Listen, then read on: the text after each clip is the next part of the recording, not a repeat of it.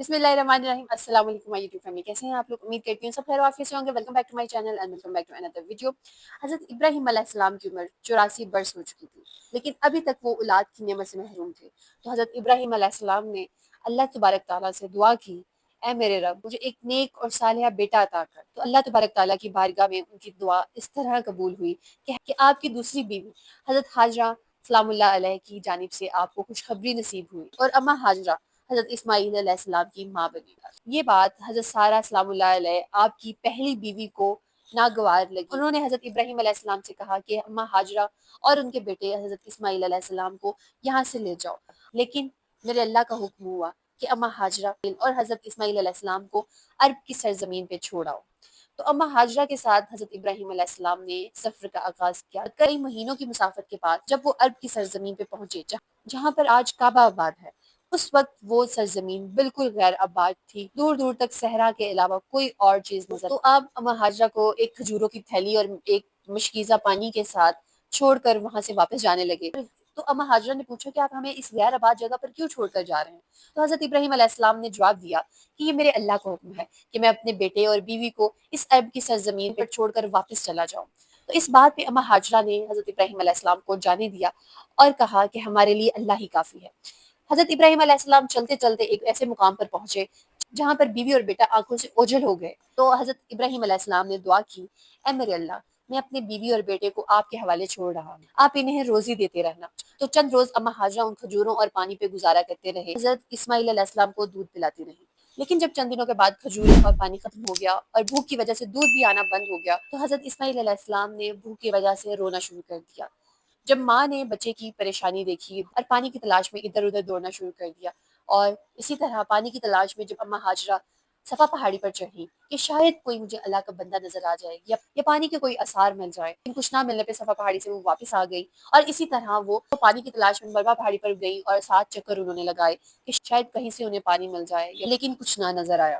अल्लाह की बारगाह में अम्मा हाजरा का ये अमल इतना मकबूल हुआ कि आज भी लोग अगर बैतुल मुकद्दस की ज़ियारत को जाते हैं तो उन पर लाजिम हो जाता है कि वो इन पहाड़ियों पर चढ़े और इनके 7 चक्कर लगाएं। तो 7वें चक्कर में जब अम्मा हाजरा वापस आई तो क्या देखती है कि हजरत इस्माईल अलैहिस्सलाम भूखे प्यासे एड़ियां रगड़ रहे हैं, रो रहे हैं, और जिस जगह पे एड़ियां रगड़ रहे हैं अल्लाह सुब्हानो तआला ने वहां पर एक पानी का चश्मा जारी कर दिया, जो आज भी हजारों साल गुजर जाने के बावजूद भी वैसा का वैसा मौजूद है। और मखलूक के लिए अल्लाह सुब्हानो तआला ने उस पानी में शिफा रख दी है, जिसको जमजम कहा जाता है।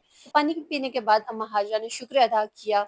उसके बाद वहां से एक काफिला गुजरा जिन्होंने अम्मा हाजरा से पानी पीने की इजाजत मांगी और अम्मा हाजरा ने उनको पानी पीने की इजाजत दे दी, और कुछ लोगों ने वहां पे अपना ठिकाना बना लिया, और इस तरह अरब की सरजमीन आबाद हो गई और हजरत इस्माईल अलैहिस्सलाम का बचपन अरब की सरजमीन पे गुजरा। और बाद अज़ा हजरत इब्राहीम अलैहिस्सलाम और उनके बेटे हजरत इस्माईल अलैहिस्सलाम ने मिलकर खाना काबा की बुनियाद रखी और उसको तामीर किया। अल्लाह का पहला घर हजरत इब्राहीम अलैहिस्सलाम और उनके बेटे हजरत इस्माईल अलैहिस्सलाम ने तामीर किया। तो ये थी जमजम की कहानी, तवक्कुल की कहानी, अल्लाह पे भरोसे की कहानी, कि जब बिल्कुल तनहा सहरा में अम्मा हाजरा अपने बेटे के साथ अकेले रह गई, फिर भी उनका तवक्कुल, उनका भरोसा डगमगाया नहीं। तो आज हम लोग अपने आप को किस मुकाम पे देखते हैं? तो क्या हम मुसीबत में, आजमाइश में ये कह पाते हैं कि हमारे लिए अल्लाह ही काफ़ी है? नहीं, बल्कि हम परेशान हो जाते हैं, वावेला करते हैं, सब्र अख्तियार नहीं करते। तो आज हमें अपना नज़रिया बदलने की ज़रूरत है कि जब कभी मुसीबत आ जाए, कोई आफत आ जाए, कोई भी परेशानी आ जाए, तो हमने सब्र इख्तियार करना है और यही कहना है कि हमारे लिए अल्लाह ही काफ़ी है और वही कारसाज है और वही हमें इस मुसीबत से निकालेगा इंशाअल्लाह। तो जब आप परेशानी की सिचुएशन में अल्लाह को पुकारते हैं और इस तरह से टैकल करते हैं अपनी परेशानी, तो अल्लाह आपके लिए निकलने के बेहतरीन असबाब बना देता है। So let's get started with दुआ सीरीज। अल्लाह पाक मेरी तमाम बहनों की परेशानियों को दूर कर दीजिए। जिन लोगों ने मुझे दुआ करने के लिए कहा, अल्लाह पाक उन सब की परेशानियों को दूर कर दे, उन सब की हाजात को पूरा कर दीजिए। अल्लाह पाक जो भी बे औलाद हैं, अल्लाह पाक उन सब मेरी बहनों को औलाद नूरीना से नवाजिए। जो मेरी बहनें